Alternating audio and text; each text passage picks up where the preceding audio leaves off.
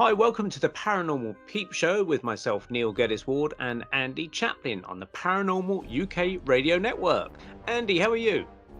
Busy bunny, Neil, very busy bunny. First of all, I'm trying to get enough fuel in my car because of the non-fuel crisis where there is no shortage of fuel, but people are panic buying, so it's all disappearing from the forecourts. There is a conspiracy behind this, Neil, which is quite interesting, actually. So you're aware of the new kind of like fuel that's coming in, aren't you? That's replacing the old This fuel. is the E10 fuel. Yeah, I've been that. putting it in my car. Yeah. That's it. What do you think they're going to do with all the old fuel before the regulations come in? Well, I just thought they just stopped making it and just added this extra whatever it was to the existing RON 95 fuel. What about the surplus that could be sold but can't be sold after the regulations? What's a perfect way to get rid of it than tell people there's a fuel shortage so they all go out? We've got massive queues everywhere, all over the supermarkets. At 5 o'clock in the morning, I was waiting 20 minutes to actually get my fuel, and and driving back on the M25, putting my signs out because I'm a busy bunny at the moment because October's coming up, Halloween, which is my version of Christmas. I've just got events galore. If Boris does a lockdown, I will scream and I will personally wring his neck because I've got tons of Halloween events coming up. But coming past the M25 and then the A10, going past Brookfield Farm, which is in Enfield, massive Tesco's there. They had queues for the fuel going all the way around the entire supermarket. It was mental. But there's not even a fuel shortage, and I'm even hearing reports there's not even a driver shortage. There are some HGV drivers basically saying there's not a driver shortage. They're fine for drivers. What it is everyone at the same time is all going out and buying fuel. If people had just kind of like normally bought fuel how they normally do it, we'd be fine. And it all kind of comes down really to one person saying that there's a slight problem with the fuel supply with BP at about 15 stations, 15 garages have got slight fuel problems, and the entire country goes to gridlock because of that. Mental. Yeah. But there was a fuel shortage back in about 2002, 2003 or something. There was like a fuel driver strike in the UK, and we had problems getting to work and things like that. It reminds me of that. But yeah, I must admit, when I was, I mean, I've been busy with my family. I've been up in Edinburgh visiting my son and met my daughter up there because she flew down from Orkney, and then she came down with me from Edinburgh down to Luton.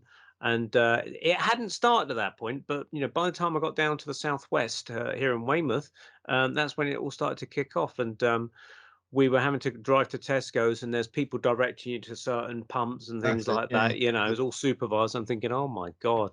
I mean, I got a full tank at the moment, so I'm all right. But it's how long will it last? I mean, we're recording this, by the way, folks, at the end of September, so we're not actually in October in our studio, but by the time you see this, it'll be October. Who knows? It might all be done and dusted by then. Hey, we might be using free energy devices by the end of the month. That'd be nice. Maybe that's another conspiracy theory. It's designed to bring in free energy devices, but they're based on UFO technology, which we haven't got yet, or have we? We don't know. Maybe our next guest can be part of the solution for that one. He might have a few clues up his sleeve. We'd like to welcome to our show this evening Mr. Nic Sands. Are you there, Nick? Hi, Neil. Hello, Nick. Good to see you. Hello, Nick. This is Andy, this is Nick, and I'm Neil. And you've met me before, of course, Nick, because Nick and I, for those that don't know, met each other at the Bases at the Barge conference back in July, which some people might be familiar with because I did make a little report which went in one of our previous episodes. And we met over a cup of tea in the morning, just as it was all kicking off on the Saturday, I think it was. Did you attend for all 3 days, Nick? I ended up just going on the Saturday because I was going to have taxi problems with the Euros and everything. Oh, right. Okay. Yeah. Oh, okay. So, yeah, they were in demand then. It was obviously no fuel shortages back then, but yeah, taxi problems. So did you enjoy yourself on that particular day at the Bases at the Barge? Yeah, it was very good. I particularly enjoyed Tony Toppin's talk. Oh, yeah, Tony, we know him well, yeah. Yeah, and I liked Bufog's talk as well, David Hodrian. Dave Hodrian talking about the aliens that use this kind of screen memory idea where they project images into your mind to cover up their tracks, so to speak, which Yeah. I thought was very interesting. Yeah, and certainly that does seem to bear out in certain people that we've spoken to in the past that have had weird, strange memories, like Ronnie Kinsella seeing the Cheshire Cat. Andy, you recall that one? And Yeah, I do. Yeah, very strange one. Ronnie thought that could be a screen memory. But yeah, that was cool. And obviously, I got chatting to you over a cup of tea, and you mentioned a very interesting tale, which we will get to at the end of the show, because I think it's one of the things we'll save to last. But we'll give the listeners and the viewers a tantalizing glimpse of what we're going to talk about. But you were witness to UFOs actually being shot down, weren't you? Yeah, I've seen 2 UFOs get shot down by the British military. Okay, that is incredible. So that is why I said to Nick when I met him at the Base at the Barge conference, "Oh, you sound like an interesting chap to buy a free cup of tea for and to get you on our show." So Nick's kindly agreed to take part in our Paranormal Peep Show, and he's going to discuss those encounters. But what we'll do, we'll wind the clock right back at the beginning to find out how you got into the whole thing of UFOs. But we'd spotted there that you're wearing a NASA emblem on your baseball shirt, or top at least. So you're a NASA fan. Yeah, I enjoyed watching the space shuttle missions, Yeah. and I've read a few books about the moon as well. So All yeah, right. Okay. And for whereabouts are you based, Nick? Because I know you're in the UK. For listeners that they might be trying to place your accent, you're up in the northeast, aren't you? yeah, I was born in Carlisle, born and raised in Carlisle, Cumbria for most of my childhood. But then I actually moved to the northeast to Sunderland to study at the university there. So All right. And what did you do at the university? What was your course? yeah, environmental science. Right. And that's what you've been doing quite a lot since that, sort of doing the environment stuff. Yeah, yeah, Yeah, right, cool. So with the NASA thing, then I was actually watching this thing last night about the space shuttle, and it was a Challenger disaster. This guy was talking about on YouTube, and I have heard this before. Is that contrary to the early expectations of people when that blew up in 1986, I think it was in February, due to the O-rings on the rockets either side of the tank. The solid rocket boosters. It was the O-ring shrinking in the sub-zero temperatures, I think, around Florida at that time in a cold February morning, caused a sort of flame to shoot out and was basically burning like a blowtorch into the external tank, which when they powered up it even more, it just blew the whole thing apart.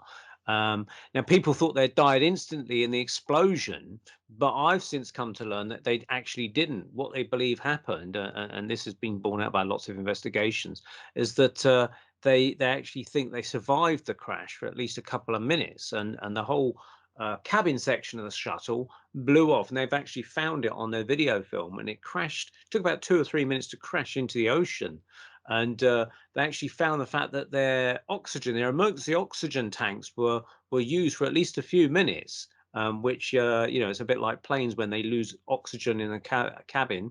These oxygen things come down and people breathe through them, but these are things that they have to engage manually or something. And so the space shuttle occupants, astronauts, were using that for at least a couple of minutes. I think the only two people that didn't have them were actually the shuttle captain and his co-pilot. They had to manually or go and reach for one or something, but they found that he didn't perhaps uses, but they thought that maybe those people are blacked out anyway with the lack of pressure in the cabin or the G forces or something like that. But yeah, that was quite an interesting story. Sad all the same, the people losing their lives in such a dramatic fashion live on TV. What was your thoughts when you saw that Challenger explosion? I was devastated. I was only about what will I be? I'll only be about 12 years old, Mm-hmm. and to think they'd made so much progress since the lunar missions and things to get a space shuttle up there, Yeah, Uh, yeah. It was nice that they carried on. They didn't, they decided to carry on the shuttle program after that. I thought it was good that they decided to carry on with it. Yeah, yeah. Do you remember that, Andy? Because there's been two shuttle disasters, hasn't there? Yeah, I vaguely remember it. Yeah, again, you couldn't quite believe it because I think it was Newsround that were doing it live back in the 80s, the 1986 one. And it's kind of like they didn't know what to say. It's like, oh, there seems to be some kind of problem, when it was quite evident that the whole thing had kind of like disintegrated. and you know, exploded. Yeah, it's Yeah, crazy. I was watching it. I was at work at the time. Shows how old I am. I was working at this British Forces TV service, which was involving lots of TVs and recording programs and that. And I knew it was going to launch that day, so I switched over to the live BBC feed or something. And I was watching it that morning, and I thought, bloody hell, it's exploded.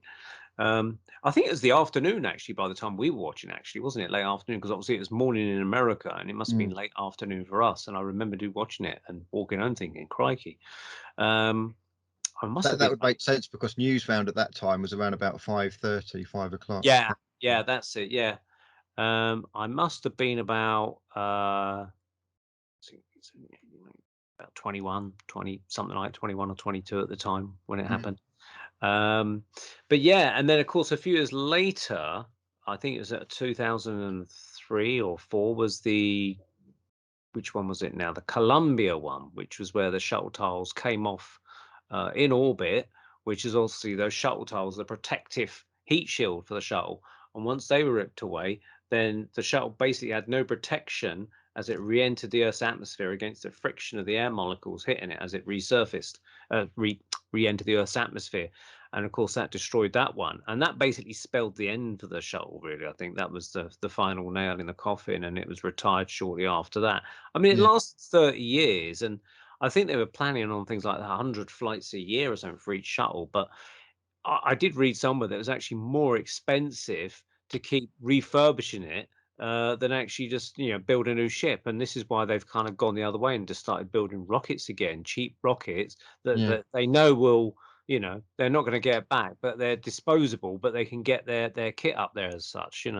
Yeah. So I just quickly Googled it. So it was yeah. 1986. That was the Challenger one. That's the one I remember the most. The 2003 one, the Columbia one, I actually don't remember that much. Yeah, well, Not it sure was why. it was less visible in the sense of obviously it didn't explode as it launched, so it wasn't such a big spectacle like that. But they did track it breaking up over Texas as it was meant to Right. be coming in, and as it was coming in, it just started to break apart. They found debris over many miles. I mean, I remember seeing footage of a space helmet just being picked up in a field somewhere, out of that. And I think there was about 7 or 8 people on board that one, and they all lost their lives on that one. But there's no ejector seats or something. I mean, I think they did have ejector seats, but they wouldn't have worked in that particular scenario. Just trying to eject out of a craft that's basically falling apart anyway. The electronics perhaps wouldn't have worked, I suppose, because there was, they started to lose all their data. NASA started to lose all their data from that shuttle, and that's when they knew that something was up. They started to lose all the feeds of temperatures and all that sort of stuff, and they predicted that it must be breaking up. We lost communication, and then people started sending reports that they could see it flying over the sky but breaking up, because obviously there's people out there that knew it was supposedly coming in, and they're looking up in the sky anyway, expecting to see the shuttle flying overhead, and all they saw was what looked like miniature meteorites and things all flying in at once, and that was it basically. So yeah, very very sad. Nick, you obviously we're going to get onto the UFO side of things, but you've always had like a keen interest in space and the moon and astronomy and that kind of thing. What's your view? Because myself and Neil, we kind of co-host something called the Apollo Detectives, where we kind of try and take apart the NASA space missions to the moon, and we kind of like have guests on that kind of give let's say like an alternative scientific view on what's really going on, and things to do like the photography and light angles and all that kind of thing. What's your view or your gut feeling about the moon missions and whether they were real or not? Yeah, I believe some of the moon missions were genuine, but I also believe some of them they had major problems with them, and they ended up having to fake some of them as well. So I believe it's possibly both. Interesting. What made you kind of like go down the lines of thinking that maybe some of them had to be faked, and which ones would you say would be faked? I'm not sure, but I've heard a lot of information that they tried to take nukes to the moon, and they did a small nuclear detonation on the lunar surface, and they were actually met by angry ETs that kicked them off the moon. Yeah. Yeah. These conspiracy theories do get really wild, don't they? Because I haven't heard that one. Because I mean, I did read one years ago. Supposedly, this was in one of the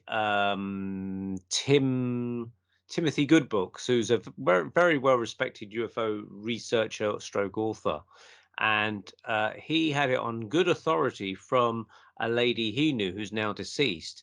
That she apparently overheard Neil Armstrong at some conference, I think in Italy, possibly in the 1980s, but it might be in the 90s or 70s. I don't know. Can't remember the year. But she heard him talking to some guy saying, yeah, basically ET were on the moon watching us like three large saucers. And we basically really couldn't stay there that long. It's just a few scoops and then get out. But that kind of contradicts what they did later on, because they went with further missions. You know, if they were only, you know, the ET were warning them off the moon, but then why did they keep going back? And then I've heard this thing. Supposedly, people have heard recordings, or there's written down kind of transcription logs from that mission, where Neil Armstrong basically said on a secret channel back to NASA, these babies are huge, sir. They're watching us lined up on the crater, and they're watching us, blah, blah, blah. Now, I have a problem with that particular statement, because for him to say these babies are huge, first of all, that doesn't sound like Neil Armstrong military speak. He's a pilot, and anything adverse or whatever, they would call a bogey at 10 o'clock or whatever. You know, any enemies, they would call bogey at 11 o'clock. Let's go and fight him. And they never called anyone sir back to NASA, where they would call him Houston, wouldn't they? They say, Houston, this is Armstrong or whatever. Houston, we've got a problem, whatever. They've never called them sir. That's the problem. That's why I don't believe that particular thing. And so my personal opinion of those things about UFOs on the moon with the, you know, the Apollo missions, I think that is a CIA type of counter psyop, sort of put round the internet or put round the media or books to back up the idea that the moon missions happened. Oh, don't tell anyone, but you know, they spotted real aliens on the moon. And so people psychologically then think, oh, well, the moon missions must have happened because they want us to keep that bit secret. So it's like a backup plan to keep the moon missions as a real objective in everyone's mind. That's what I think. I mean, what do you think, Nick? Again, I just think that they were successful in some lunar missions, but they had a lot of problems. And I've also read a book by Ingo Swann. Oh yeah, Penetration, was it that one? Yeah, and they had NASA missions to Jupiter, and apparently this guy was able to remote view Jupiter, and he got all the information correct about Jupiter before the NASA missions confirmed all this reconnaissance about Jupiter. So yeah, that's true. I say that's true. That's what he wrote in the book. Yeah, that's right.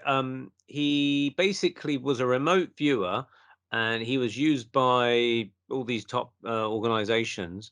And the reason he was picked to remote view the moon was that a few years before he had done some remote viewing on Jupiter, where he apparently could pick up that Jupiter had rings around its system. And he said, like crystals or something in orbit around, you know, a bit like Saturn.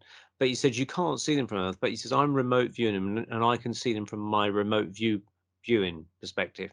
And then it was like 2 years later that the Voyager missions reached Jupiter, and that's when they discovered in about 1978, 79 that the Jovian system, the Jupiter, had rings around it, which you can't see from Earth at all. So he kind of predicted that or confirmed it before the Voyager missions did.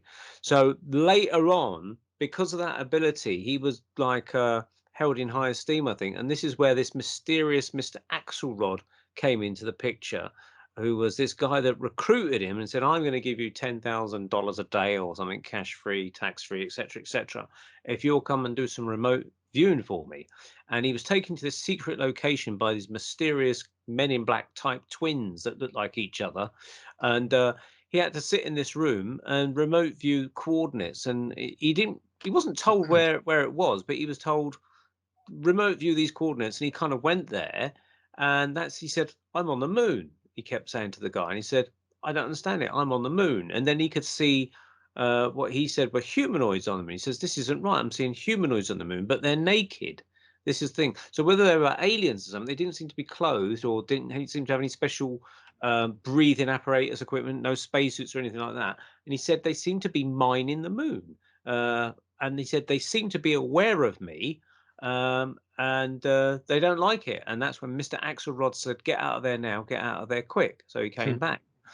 So many years later, this Ingo Swann sort of speculated that maybe a bit like when you set up defenses for your high-tech computer company, you would hire in someone to try and hack into your network to see how strong your defenses are.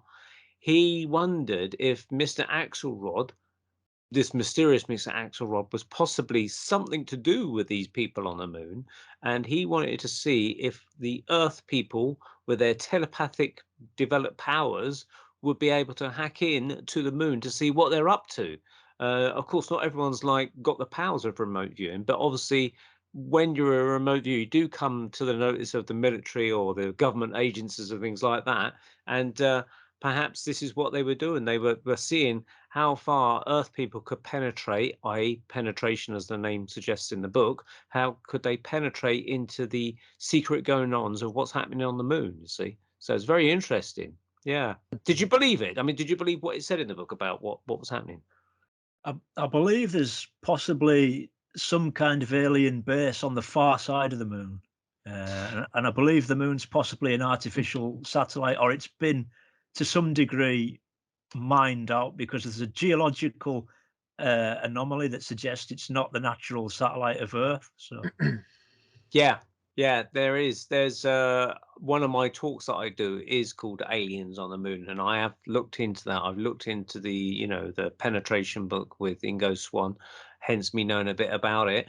And there was the guy that was, I think his name was Carl Wolf, Sergeant Carl Wolf of the US Air Force, I think at the time, back in the 1960s. I mean, he disclosed this at the Disclosure Project, I think, which was with Dr. Stephen Greer. He was one of the witnesses put forward on that. And he basically disclosed that back in the 1960s, when they were sending these first lunar reconnaissance orbiters to the moon, these were basically satellites that would go around the moon, photographing every section of the moon to try and find suitable landing sites for missions, Apollo missions, or anything like that. And he was called in at the last minute to go and try and fix this piece of kit that was holding up all the photographs from getting to Earth or something. And so basically he was called into this building, which he said he saw the letters on the building say NSA. And he stupidly thought, in hindsight, he said it was stupid, but he thought that was NASA. But it's NSA, not NASA for NASA, which NSA is a National Security Agency. So he was taken into this dark room where they're processing the films from the moon missions of these lunar reconnaissance orbiters, and one of the technicians there says, "Oh, by the way, we found a base on the moon," and he was showing him photographs.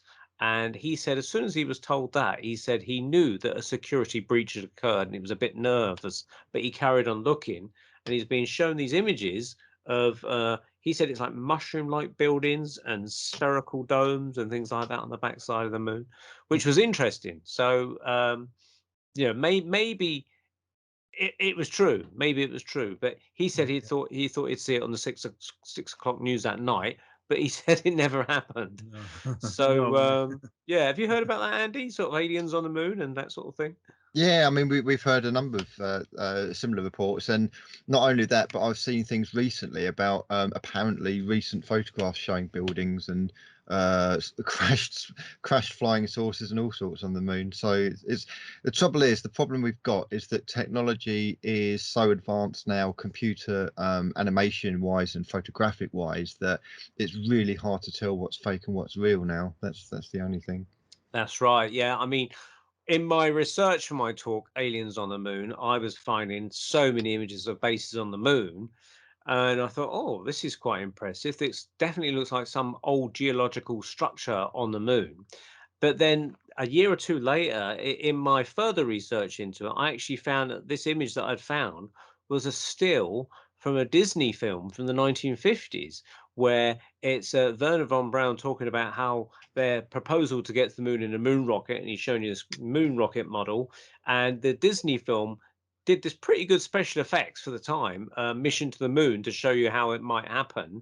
And it's got these people flying over the moon, and they're firing like flares down to the moon to illuminate the dark side of the moon. And it illuminates the dark side of the moon. It lights up, and they look down and they see this like base on the moon. And they kind of look at each other, but they don't say anything, and they just carry on flying, And it's like, what was all that about? This is an official NASA film in conjunction with Disney, and they're suggesting that there's a base on the moon already, and this was a NASA film. I couldn't believe it. It was very bizarre. So maybe NASA do know something. I don't know. I mean, with these photographs on the moon, it's quite likely if you're an alien race or something and you want to keep an eye on the Earth, a good place to do it would be put a mysterious secret base on the moon, probably on the backside where most people won't be able to see it with telescopes.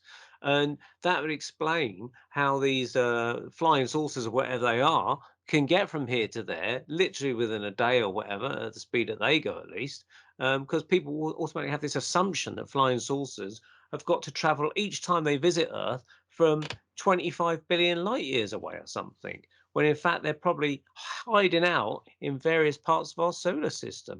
We're sending missions now to asteroids and things, and landing landing craft on comets, etc. So if these aliens have got the technology way beyond us, they've probably done that years ago, and could just ride around Earth the whole time on the backsides of comets, hiding out, popping down to us occasionally, taking people, whatever they want to do, the world's their oyster, basically. So, Nick, how did you become interested in the subject of UFOs? Yeah, I had a couple of sightings in my childhood, and I was actually lucky enough to get a book bought for me by my parents who were out Christmas shopping. The book's called "The World's Greatest UFO Mysteries," by Nigel Blundell and Roger Bohr. And basically, this book has got all kinds of different alien and UFO cases in it, from landings, sightings, and abductions. It's a fascinating read. I've still got it to this day. And basically, what I would do, I would take this book to bed with me at night, and I would read this book, and I found it so fascinating that once I'd finished reading the book, I would go back to the start and start reading it again. It was that inspirational to me. Yeah. And so what was the sightings that you saw? And did you see the sightings after you read the book? It was about the same time. Right. Now, people, skeptics, because we get lots of skeptics and call us woo-woos and things like that, they're probably like say, oh, well, you saw those UFOs because you read the book and it stimulated your imagination. Overactive imagination of a child is the kind of thing that my old school teacher would say. I mean, what would you say to that?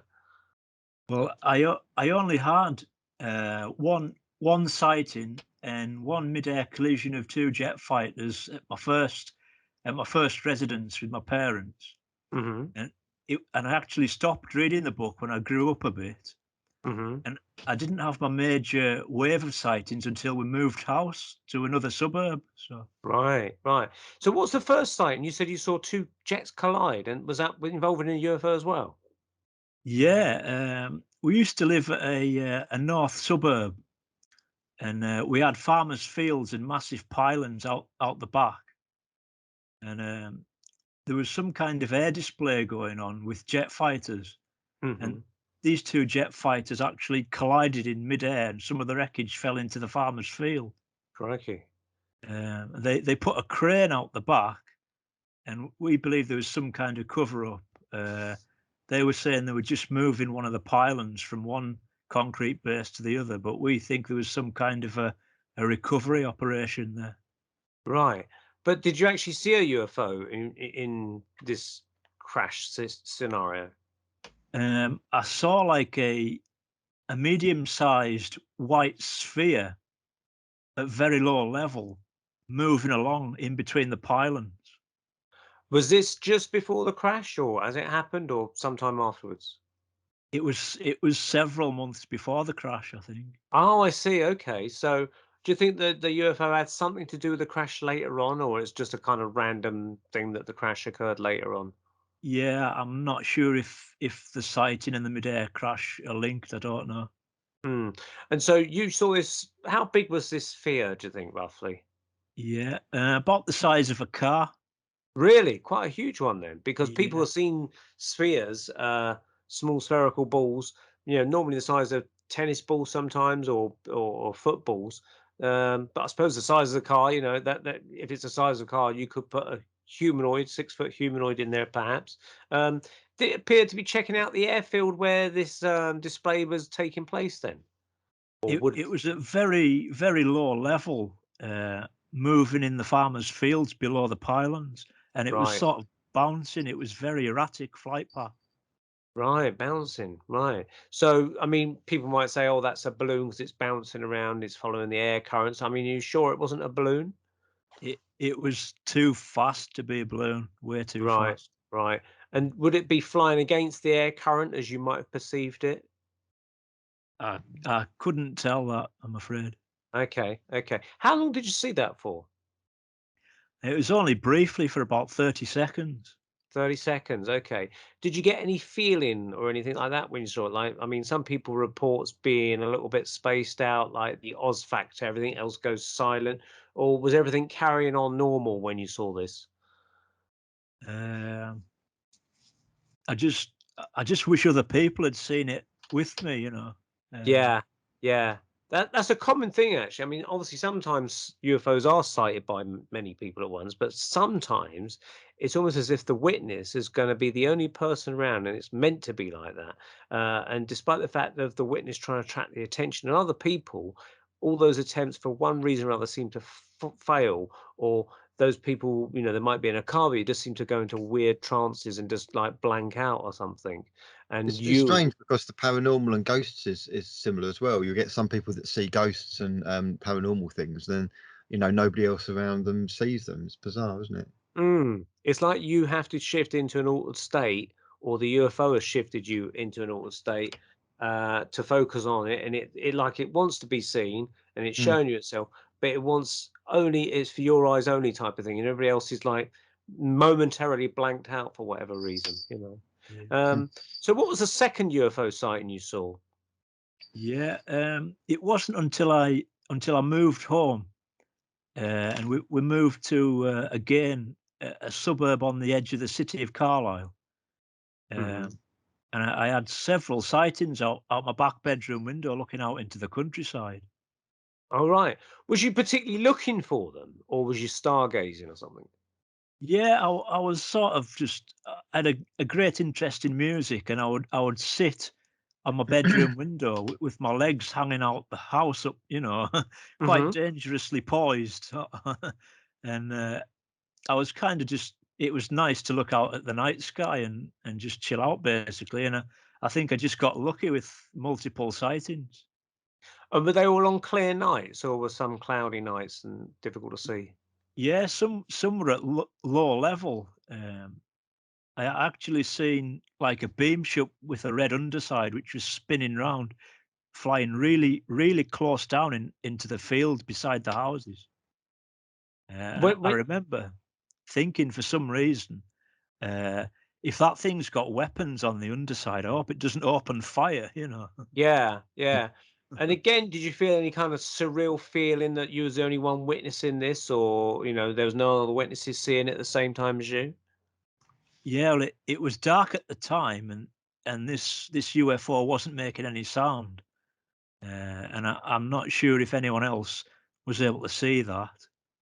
Uh, But there was another sighting of a red sphere, Hmm. uh, and this was slightly higher, just above the rooftops of the houses, looking east. And this red sphere would like loop the loop Hmm. and bounce along. Now, when I got to a Bufora conference in Bristol in 1993, Hmm. there was a guy giving a presentation there, and he described the exact same UFO and the exact same color and the exact same flight path and everything in a different part of the country. Wow. Did you go and talk to him about it afterwards? I didn't, unfortunately. No, no. Oh, because I mean, he could have logged it, I suppose, in his research. But was it because it was in a farmer's field? That intrigues me a little bit because obviously you hear of cattle mutilations, and it just makes me wonder. Do you think they might have been interested in the farm, particularly for the cattle or any of the animals there? Maybe. I think the fields were set aside or arable. So Right, right. So it was just for crops and things rather than yeah, animals. Yeah. yeah, Okay. But any reports of crop circles in your area where you lived? yeah. I've seen 3 genuine crop circles in my lifetime. Hmm. Was that Yeah. all around Cumbria? No, one was actually in North Wales on the way to a university uh, open day, Uh-huh. and the other 2 were in Sunderland. Okay. And you didn't see them get formed. You just saw them, and did you go in them or anything? I've got a fascinating story I can tell you about the Yeah. 3rd one if you want. Yeah. Absolutely. Far away. Yeah. Um, I I lived in a suburb of Sunderland called Grindon at the time, between 1999 and 2003. And there's a hill just behind my block of flats called Grindon Hill. Hmm. And I was walking my dog up this hill at night, and I saw like a star intensity light moving about in the night sky. Hmm. And I'd had encounters with ET before that, with lots of documentaries, so I knew a little bit about UFOs and telepathy. So what I did was I did a request, a telepathic request to a star intensity light in the sky, just as an experiment, basically. Yeah. I, I never thought anything would come of it, if I'm being honest. Hmm. But what I said was, I didn't speak out, I didn't shout out. It was just a telepathic request to a moving star in the sky. Hmm. And I said, Will you make us a crop circle? Will you make us a circle?" So I pondered that for a bit. I finished walking my dog and went back to my flat and went to bed. And then about a week later, I was walking my dog in broad daylight in the crop fields just behind Grindon Hill, and I stumbled upon this genuine crop circle, as if the star intensity light had answered my request. Really? You could see this crop circle in the darkness, or was it? No, it was when I went back and walked with my dog in broad daylight about a I week see. later. Right. Okay. Wow. And how big was this crop circle roughly? Yeah, it was about 12 or 15 feet in diameter. Wow. Wow. And was it like picked up by the press or any local researchers or anything? Not that I'm aware of, but I was able to get photos of it, I uh, see. and it looked like there was holes in the ground where they took soil samples as well. So, Really? Wow. So would you assume that this was the craft landing and just flattening the thing, or it actually kind of sculpted the grasses to be a certain pattern that people might interpret in some way? yeah, I'm not sure. It could have been a small probe making the circle in request at night.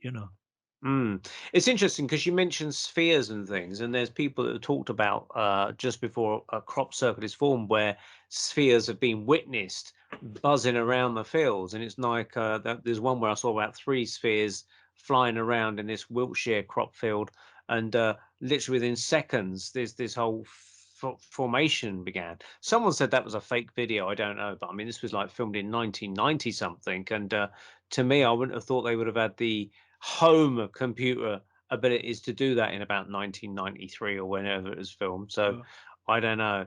Have you So heard of the spheres that came out of a spaceship that were probably about maybe 3 foot across, and they got spikes on them, and they chased a guy oh yeah, in this the was the woods? Robert Taylor incident in or was it Robert Livingston, Robin Taylor, something like that. But he He was was in the out woods. walking his dog, and I think he said 2 of these things He came out. They started he rolling. was a forester in Livingston, I think it is in Scotland in the 1980s. Malcolm Robertson talks about this case. In fact, he did a talk at the UFO Academy about this case, and he actually passed around the guy's trousers that he wore on the day of this particular, I guess it was an abduction, because he woke up, abduction, maybe an assault. It was at least reported officially by the police as an assault, logged in the records. A man assaulted by unknown assailants, UFOs, or whatever they put. But there's holes in the trousers where these spikes had pierced or something. But yeah, he was out walking his dog, and he came across this. It was a spherical kind of large ship that kept fading in and out. One minute he could see through it like a ghost, and other times it was solid looking. And then he said these, like you said, Andy, these spheres came out of it that had spikes, and he described them looking a bit like these World War II kind of sea mines, where you get the depth charge things, and they drop down and explode near submarines. They came out and rolled towards him, and they kind of dragged him along, and he blacked out. Then he woke up, and the whole thing had gone.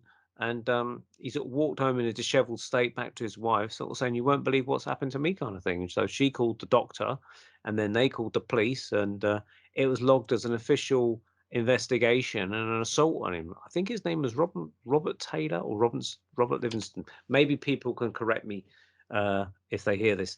But yeah, it's a very interesting case. But that is, again, these spheres coming out of UFOs and doing things. It's like they send things out remotely.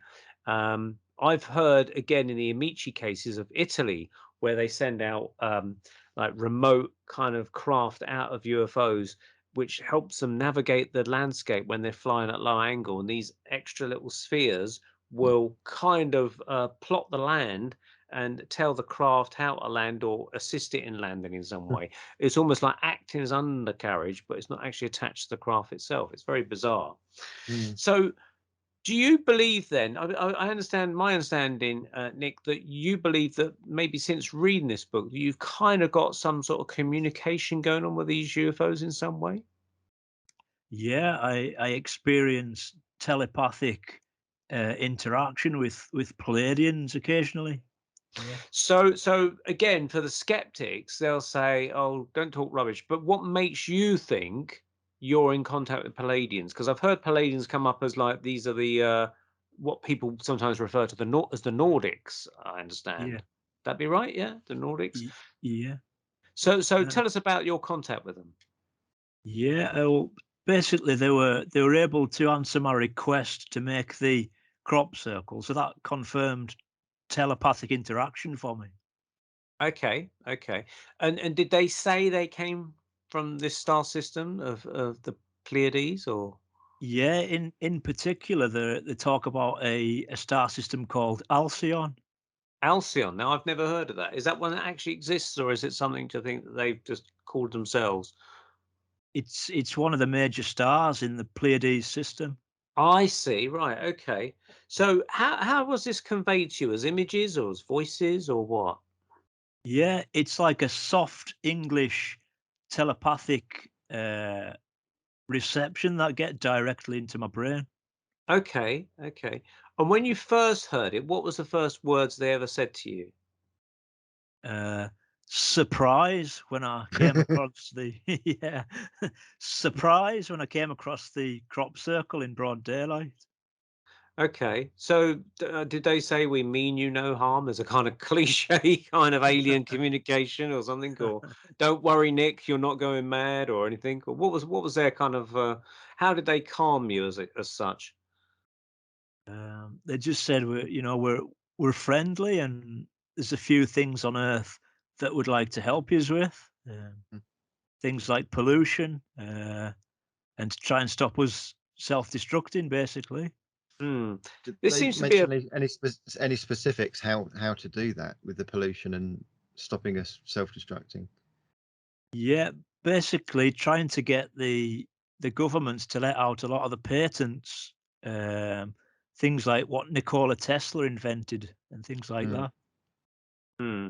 But they must understand from their higher perspective of their evolution and things that they must know that the governments have got a bit of a stranglehold on all this kind of stuff, and they're not going to let it out, despite us knocking on their door and saying we know what you've got or show us what you. They're not going to really going to release it, are they? So really, I mean, what can they suggest we do? They actually actively help us with their advanced systems by cleaning up areas of high pollution in the ocean all over the world. So if they start talking about like pollution in the ocean, for instance, with plastics, the Pleiadians would go down there and just scoop it all up in some way to remove it. Is that their intention? Yeah, I don't think they're actually doing the plastic pollution. They're doing things like radioactive water from thermal pollution from the nuclear power plants. Right. Okay. Fukushima and that kind of thing. Yeah. Okay. So presumably, because this is one of the things I keep hearing when I read these things, that they're saying stop messing with nuclear, power stations and things like that. It's really dangerous. In fact, UFOs have been sighted over many nuclear power stations, and I presume that's the Pleiadians ones rather than the Greys. The Greys seem to have a slightly alternative agenda. They're more interested in us and what they can get out of us. Would you agree about that? Yeah, definitely. There's definitely some kind of a long-term struggle between the Pleiadians and the Greys. Yeah. Yeah, which is what Tony Toppin was going about, a battle between all these different UFOs and things. So the Pleiadians seem intent on helping us. The Greys seem intent on taking whatever they can from us. Is there any other races? I mean, we hear it with the reptilians. Have you had anything to do with them? Yeah, the reptilians had a lot of interaction with me when I was out on the Sandy base in 1999. And what was Did you all that actually about? did you Go actually on. see them? Did you actually kind of like visibly see them? They permitted me to see them on a couple of occasions, but irritatingly, they have some kind of an ability to remain in an invisible spectrum, so as no one can attack them. Bit like the old Predator kind of technology. Exactly like that, yeah. Yeah. So I mean, were they kind of neutral to you? Were they helpful, or did you feel a threat from them? No, unfortunately, a lot of them were very hostile, and they wanted my help to shoot UFOs down on the base. They wanted your help. Now, why would they want your help to shoot UFOs down? Yeah, along with the military, they became aware that I had this telepathic ability to communicate with UFOs in the atmosphere. Okay. And so the Pleiadians are aware of this. Are the Greys aware of this ability of yours as well? Yeah, unfortunately, the Greys gave me a few bad experiences as well. Yeah. Okay. Oh my God. So where do we start? So you've been communicating with the Pleiadians first of all, is that right? Yeah. Okay. And are the Greys the next one to come in to give you the bad experiences, or was it the reptilians? Yeah, the Greys came in secondary. They actually shortly after the conference where I pulled a lot of documents in Bristol and shared them with the Air Force, the Greys actually came for me and gave me a nasty abduction in my parents' house. Really? So how did Yeah. that? What happened? What was the scenario of that? Yeah, I've got clear recollection of the UFO coming down to my bedroom window, and this UFO wasn't horizontal; it was on a 180-degree angle, and it was spinning. And Wow. I actually seen two grey entities come out of the craft to the hedgerow before they entered my bedroom. Right. And when you say it's spinning, was it like a flying saucer, but on its edge, you mean? Yeah, yeah, And it was spinning like a disc, but vertically. yeah. It's almost like it came out of another dimension with a big flash of white light in broad daylight. It was very scary. So Right.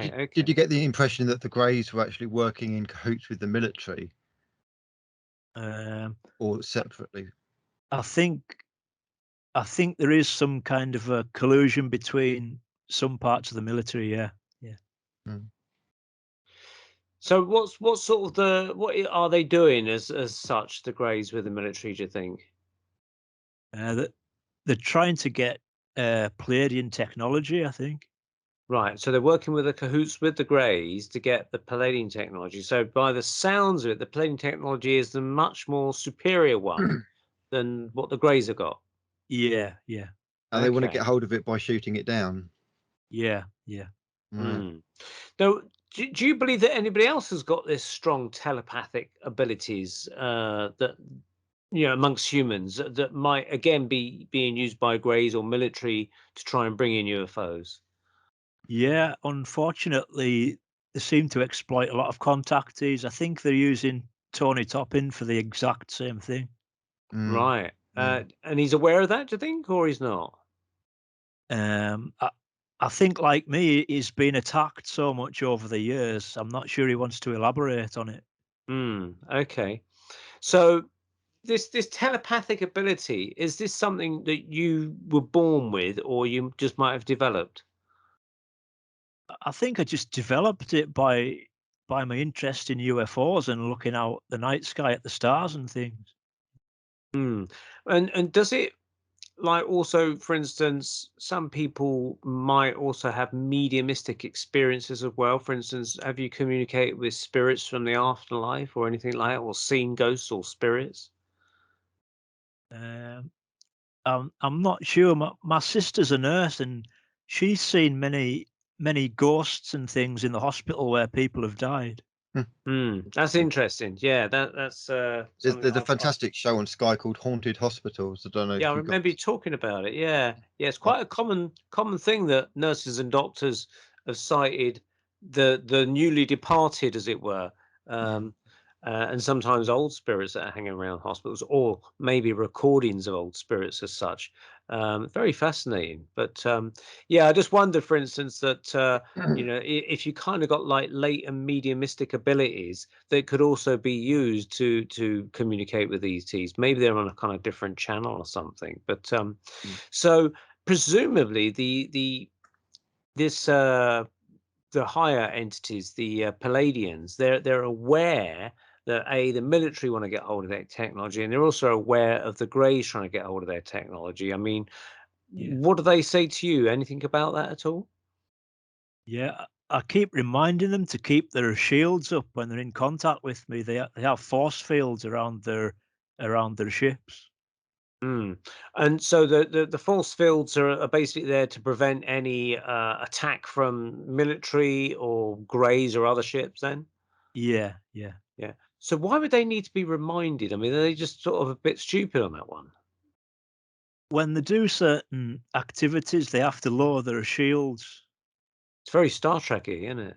It's Yeah. lower the shields to beam people in and out. Um, so have you? Do you think you've been taken aboard their ships, or do they just talk to you telepathically and they don't show themselves to you? They've taken me on board quite a lot, but unfortunately, they don't give me as much recall as I would like.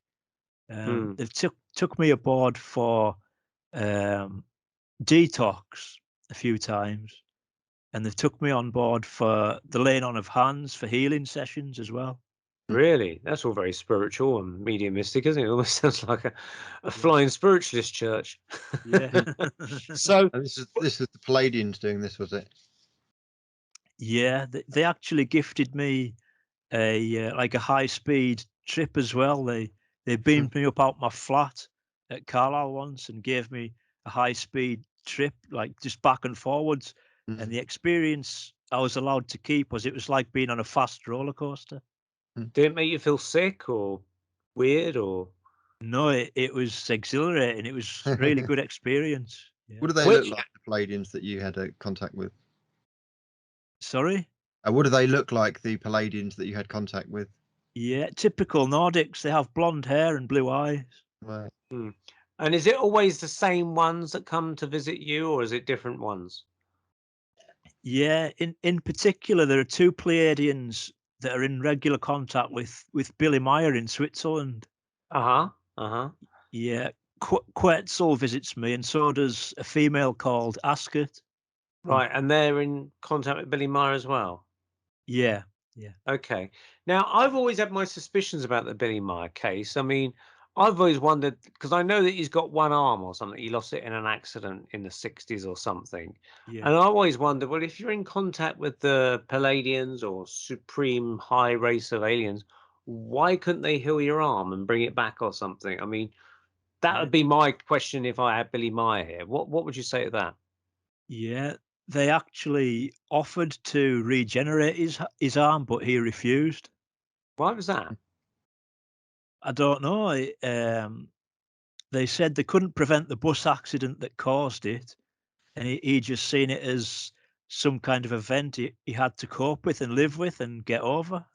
But they actually said to him, "We can regenerate your lost arm if you want us to," and he refused.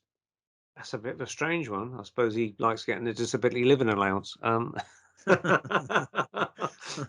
Right. On that note, ladies and gents, I think what we'll do, we'll take a break, but we'll join Andy and Nick in part 2, where we'll go more into these experiences with the Pleiadians, and also the fact that Nick has witnessed the shooting down of some of their ships with military or other craft involved. You can tell us more about that, something to look forward to. So thank you very much indeed for the minute. Nic Sands, UFO experiencer, for joining us on the Paranormal Peep Show, and we'll see you in a minute.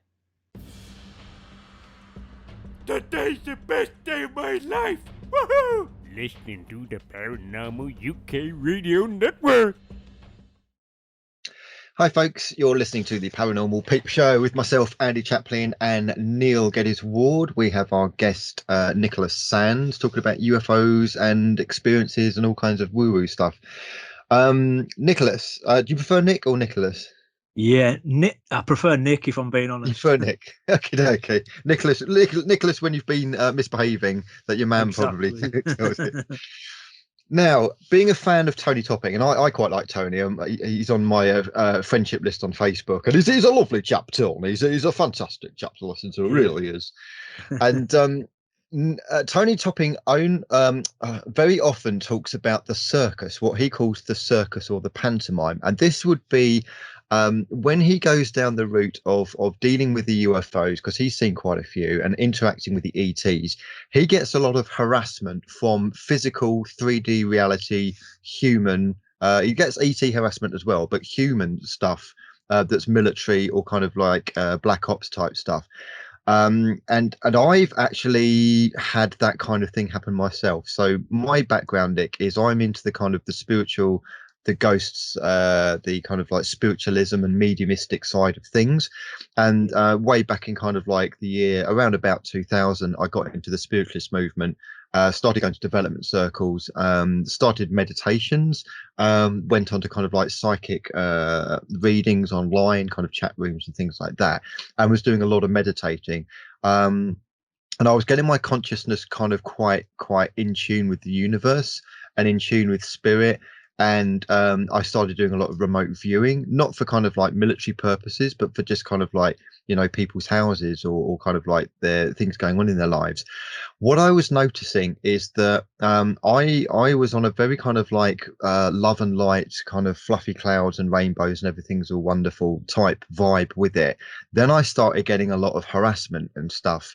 And I was getting what Tony Topping called the circus. So I would get helicopters buzzing around at 2 o'clock in the morning, consistently night after night. I'd get people flashing their headlights. I'd get weird phone calls in the middle of the night, 2 or 3 o'clock. I'd get phone calls. They'd just be dead or they'd hang up. There'd be like weird noises on the other line. People narrating my life, which was a really odd one.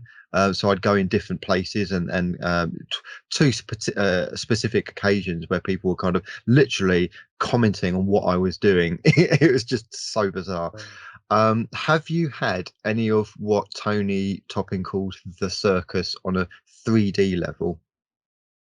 Yeah, unfortunately, I've been attacked by the military and the CIA programmers on a few occasions. Wow. Can you go into depth? Because I'm quite interested in this kind of thing.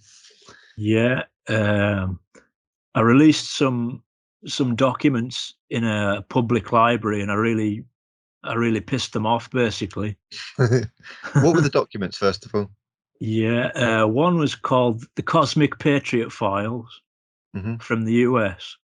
And the other one was the front cover of a UFO review magazine from the States. And it was on about CIA alien connection exposed. And I put these up on the notice board in the public library.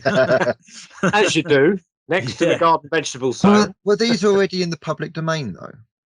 They were. I bought them at a UFO conference, a Bufora conference in Bristol in 1993. Yeah. So what I don't understand is why they would go for you if they're already in the public domain. Yeah, I think it was basically some of the documents were produced by whistleblowers, and there was a lot of classified information that come out in the documents. Right.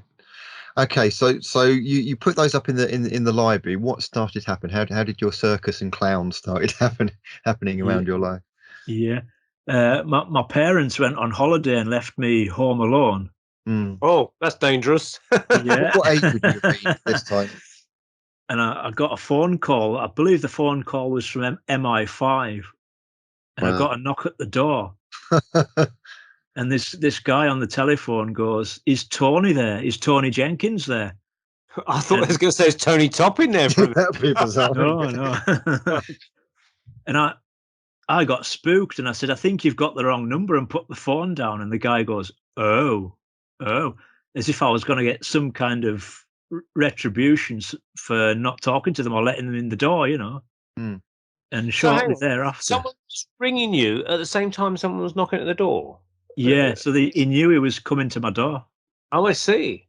So would this be the guy at the door calling you at the same time? Was that the case? No, I believe the phone call was MI5, and the guy at the door was a gentleman from MI5 called Tony Jenkins. Right. And so they were asking if he was there already. Yeah. And how old were you? You say you were left at your house on your own. So this implies you're quite young. How old were you at this point?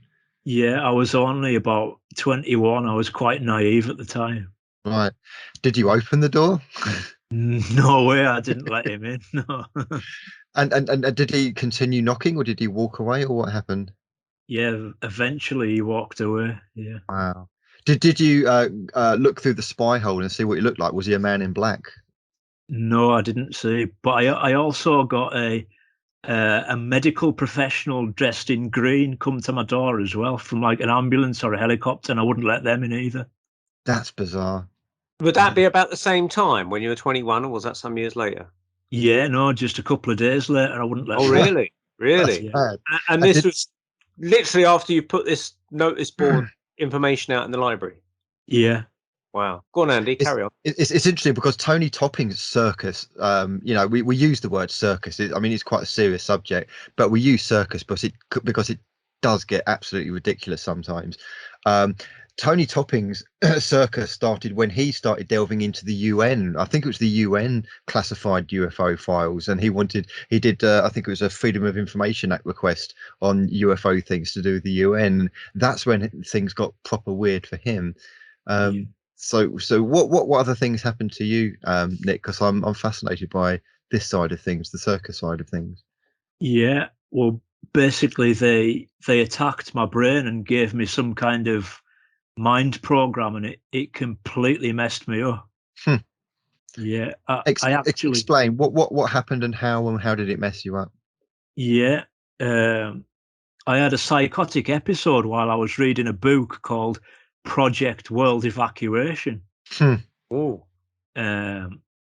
basically this book and this mind control program completely overtook my brain, my behavior, and my actions. So what I did was I went to my sister's house on my mountain bike to try and get some help. And this was like is that because she's a nurse and you thought she's the best person? Yeah, I was really needing some help because my brain was in overload with the mind control program. So I went to my sister's house in the early hours on my mountain bike, and of course she didn't answer the door either because it was a terrible hour, you know. So basically the police came for me and bunged me in a van and took me off to the station while I still had this brain program. Now, bearing in mind, I hadn't committed a crime, and I was just waiting on my sister's doorstep for her to get up so as I could request help from my sister. When you were in police, I suppose it would be custody. When you were in police custody, was there anybody that gave you a warning or told you to shut up or told you not to investigate this? Because my feeling is that was probably done to bring you into the system, to get some guy in a suit to talk to you. Did that actually happen? Yeah, I believe they were going to actually murder my parents and frame me for the murders. But Wow. I got my mountain bike stashed in my sister's garage, and I had a cyclometer, a computer on my mountain bike that had a record of all my movements on my mountain bike, so they couldn't pull it off. What made you think that they were going to murder your parents? We had some bad dealings with my neighbour who was a police sergeant, and he really hated my father. But were there any like direct threats, or what would, apart from the hatred, what would make you believe that murder was on the cards? Yeah, well, I was in the police cell right next to the desk, and I could overhear them. Wow. What were they saying? They were going, oh, no, I think he's got us with this mileage, which was the mileage recorded on my cyclometer. Yeah. And the other one was going, oh, just give him a pair of shoes or something. So do you think they might have said this out loud to kind of spook you and put the heebie-jeebies up you a little bit? Do you think it was deliberately said? Yeah, I think they were wanting me right out of the public arena. They wanted me framed. And with this, are you connecting this with the UFO disclosure thing, or would this is a separate thing? Yeah, definitely. They wanted me out the way. Interesting. Did your sister get to examine you or test you or kind of diagnose you in any way? Yeah, the police contacted my sister and my brother-in-law, and they said, we're only letting him out if you take him up to the mental hospital. Right. But so my sister knew. Police would have done that themselves. I would have thought the police would have kind of done. Well, they have the power to section. Yeah. And what's interesting, you were talking about the psychotic episode that you had, Nick. This was 8th of September. So where are we now? 20 days ago. BBC News, Havana syndrome and the mystery of microwaves. So people kind of often take the pee out of conspiracy theorists and people who have like woo-woo lives, as I call it, about us wearing tinfoil hats. Well, maybe we should wear tinfoil hats, because Havana syndrome is basically it derives from this. I think it was kind of like diplomats working in Havana, Cuba. And they kept getting reports of anxiety and things of kind of like things in their mind, whispers they were talking about. And they were basically being driven crazy. And it turns out that there was kind of like beams, microwave beams, going into this building through the glass and actually causing this with people. And if people also look at conspiracy theories with Jesse Ventura, it is a proven fact that there is what's known as voice to skull technology, where they can actually, you don't actually hear it with your physical ears. It's beamed directly in your mind, and you can actually have adverts playing, or voices or whatever playing directly to your mind without any need for actual audio. That technology absolutely 100% exists. So this is really interesting. I think you were put on some kind of red list because of this, and I think they were using God knows what technology to try and frazzle your mind. Yeah. They used to attack me with 4x4s when I was driving around as well. There you go. I had the headlights flashing, so I would be driving along, and people driving towards me would be kind of like, when you let somebody out at a junction, you double flash your lights to kind of like indicate. That used to happen. Traffic driving towards me and traffic behind me, so people would be behind me flashing me. And tailgating is another thing. They'd be right up on your ass tailgating, and it got to the point where it was so consistent. I would be pulling over looking to see, well, what is it? Is it my brake lights? Is it my hazard lights? Is it my indicator lights? Is it my number plate that's out? What the bloody hell is it? And there'd be nothing. The car would be perfect, and it was just consistent. It would be again and again and again, and it was only because I started meditating and doing remote viewing And I believe I've had ET contact when I was younger. That's a whole different story. And I've only recently come out about that on the Paranormal Peep Show recently, because I thought it was completely nuts for years. Yeah. The thing about kind of like floating through glass, I rationalized it away. I remember this happening, that I was floating through the window, but I rationalized it through my kind of like my teens and I guess my 20s, that that's impossible. You cannot put a physical object through glass. So obviously it's just some crazy imagination or weird hallucination or dream or something.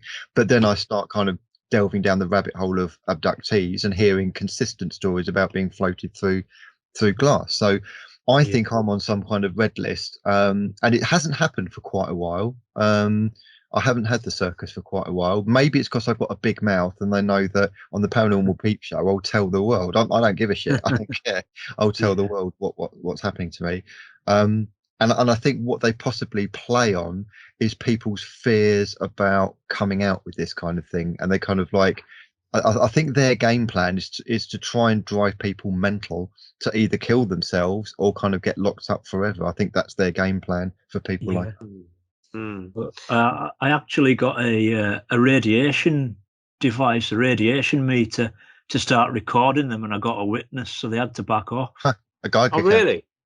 Yeah. So how many I think, is it rads or something? It measures in these radiation detectors. Yeah, it was called an electro stress analyzer. And it measured in nanoteslas. Right. Okay. And so, where did you put that? On your person in some way? Yeah, I was actually in a vehicle with my CPN, so I had a witness. And I pointed it in scan mode at a 4x4, which was directly in front of us. And it recorded ELF radiation coming back from the 4x4 at like between 2 and 4 times higher than the natural background level. Right. Now, could there be, some person says, oh, well, that's because they use a certain kind of electromagnetic system within their vehicle, their own, radio transmissions within the vehicle might emit something. Could there be a conventional explanation for that, or is it completely off-planet type of stuff that's happening coming from that vehicle, do you think? It was definitely ELF coming from some mind programmers. Really?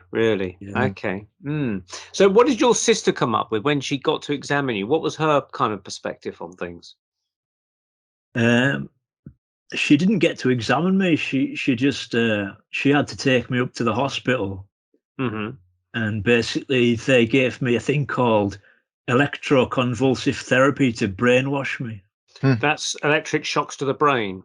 Yeah, that's what they treat people with major depression for, because they found that that's to induce epilepsy, I believe. And they found that with people that suffer from epilepsy, when they have an epileptic fit, any kind of feeling of depression goes away after they've had an epileptic fit, and it's to do with the electricity or somehow discharging in the brain. And so when they do this therapy, it supposedly induces the same kind of thing that supposedly makes people feel better.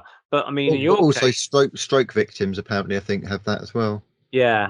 My auntie, many years ago, my auntie was she had a stroke and she was in hospital, and I think they were talking. I don't think they did it, but they were talking about that's an option. But the side effect of that kind of therapy is that it makes you lose your mind. Memory. That I would call it. That makes you lose your memory to a certain extent. You might remember bits of it, but a lot of the time, I know someone that's had it. That's how I kind of can speak with it for a fair bit of experience. But obviously, you've had it, and so you got your experience. What was your experience of it? I mean, did you know what was happening to you? Did you have to agree to it, or was it done against your will? Well, I realised they were probably going to detain me for life if I didn't agree to have it. And at the time, I was doing my A-levels at Carlisle College. I see. So I actually passed my A-levels with decent grades. So I come to the conclusion it was some kind of selective file erasure through this ECT. Because the rest of you was intact to pass A-levels. Yeah. Interesting. Have you got any more stories to do with the circus side of things before we move on to the UFOs being downed? Are there any more kind of circus stories that are interesting? Yeah. Basically, they started targeting me and firing frequency weapons at me all the time. So would this be out and about, or at home, or what? Yeah, shortly after I graduated, they started a major mind programming operation on me at the Sandy Psych base. So these things they target at you, these frequencies. What would that do? Is that another thing designed to remove files, or just to get you to forget, or what was that to do? It seemed to have both abilities, capable of programming and capable of erasure as well. Right. So do you think you was being reprogrammed? Definitely. Yeah. And how did you feel you were being reprogrammed? Did you find that you were behaving in a different way, or what? Yeah. In particular, when I would move into my bedroom at Sandy Psych near the base,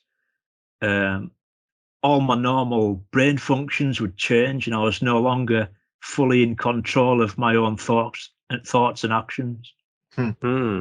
So would you kind of like feel that your body's moving without your mind telling it to, or do you feel there's kind of like things in your mind that shouldn't be there that's plonked there? Yeah. Unfortunately, we've got our natural brain waves, and they know the frequency of that, and it's ELF, and they're able to have a technological electronic version of natural brainwaves. So, scary, really disturbing. Now, these Pleiadians that you're in contact with, did they have any kind of words of wisdom, or did they sort of say, "We know what's happening"? I mean, what was their take on things? Yeah, well, I was able to get in touch with a clinical psychologist at the hospital.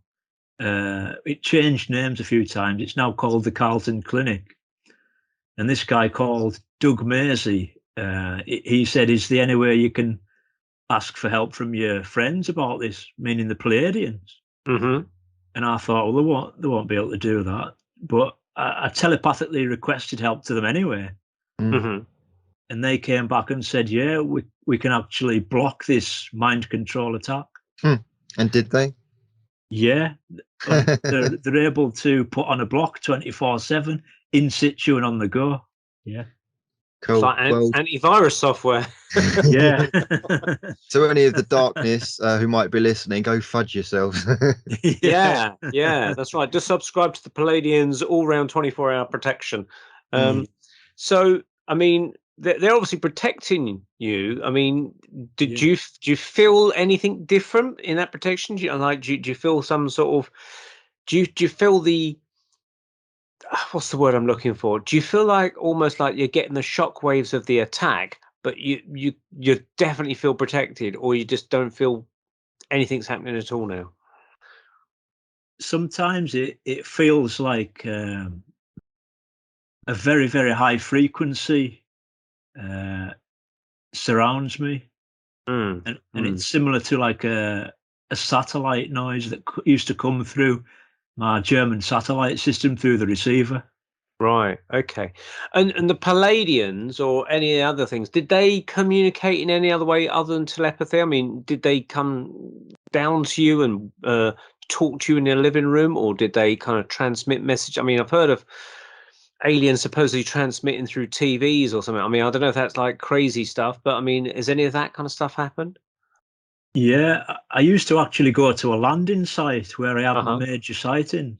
I used to climb over the back fence at night and go and shake hands with them at a landing site. Now, when would this be roughly? This was about 1995, 94, 95. Okay. Did you ever consider taking a camera or any kind of recording device with you? Yeah, I got a lot of photographs of the landing site, but I got a lot of threats to throw them out. Threats by who? And describe that. Is it Men in Black, or was it phone calls, or what was it? I think it was probably the CIA and the MI5 trying to cover it up. But how did they contact you to tell you to throw them away? Yeah, V2K. What V2K? What's V2K? Oh, sorry, Voice to Skull. Oh, right. So that's what I was talking about with Jesse Ventura. Okay, yeah. Can you imagine taking your photographs to boots, you know, of a landing site of Pleiadians, and you got your photographs, and you know, like when you get your photos in the old days, when you used to get your photos back, and it have a sticker. This one would make a lovely enlargement, you know, and it's a Pleiadian landing ship, you know. And think, oh, yeah, I think I'll have that one blown up, nice and glossy, you know. Yeah. Did you find your pictures were tampered? Did you find that they would just mysteriously disappear, or did you get your films back? I got them developed, and they had like landing tracks and soil samples gone and flattened grass and everything. So I was managed to get some photographs developed, but I got a lot of scary threats, so I threw them out basically. So did you get any photos at all of the aliens themselves? I mean, like, you know, you said you shook hands with them. Did you ever say, right, do you mind if I get a shot of me, you, and everyone a selfie or something? You know, we call them selfies, but back in '95, you perhaps wouldn't have called them a selfie. But did you try and take photographs of these beings? Yeah, I got a photograph of an energy being at Sandy Psych in my back garden, but unfortunately I lost it. It was like an orange glowing humanoid figure in my back garden, just standing there. Interesting. Yeah. And did they mind being photographed? They understood what you were trying to do, presumably. Yeah, some of them would remain invisible and they wouldn't permit it, but others would let me. Yeah. Okay. And what about the Greys and the Reptilians, or was that completely off limits? They don't like their pictures being taken, presumably. Most of them were very hostile and would remain in the invisible spectrum. So when you say that in the invisible, the Reptilians are coming from another spectrum of frequency, are the Greys coming from another planet or another spectrum of frequency as well? Yeah, when the Greys came for me and threatened to cut my arm off, they had like glowing white eyes which would crackle through from the invisible spectrum like an electrical crackling noise from one frequency to the other. And they threatened to cut your arm off because you were going to do what, expose them, or? Yeah, because I was friends with the Pleiadians. They held me down on the bed and they said, should we cut your arm off to make you like Billy Meyer? Really? Yeah. Do you think that's what they did to him? Do you think they arranged that accident on the bus with Billy Meyer, or they just use him as an example in some way? I don't know. It's tragic that he lost his arm. It really is. Yeah. Because there's always been a bit of speculation whether he made models and strung them up, and how could he have done that with one arm and things. And then there's been accusations where supposedly his wife or his son or someone found models that were made from wedding cake tears and that kind of stuff, and it looked like the ones in the photographs. I mean, do you think he was being set up by the CIA to kind of like make him look like he wasn't genuine or something? Yeah, I believe it's the most genuine case on Earth, and there's been a concerted effort to discredit him over the years. I mean, I think he's had 22 assassination attempts. So Crikey. Yeah. I mean, you think with all their expertise and brainwave technology, that at least one of them could get a decent assassin to shoot him. Aim for the arm. Which one? The one that's missing, you know. Mind you, Hitler had about 40 assassination attempts on him. Yeah, I mean, crikey, what sort of army are they training these people? Bloody lousy army, aren't they? You know, crikey.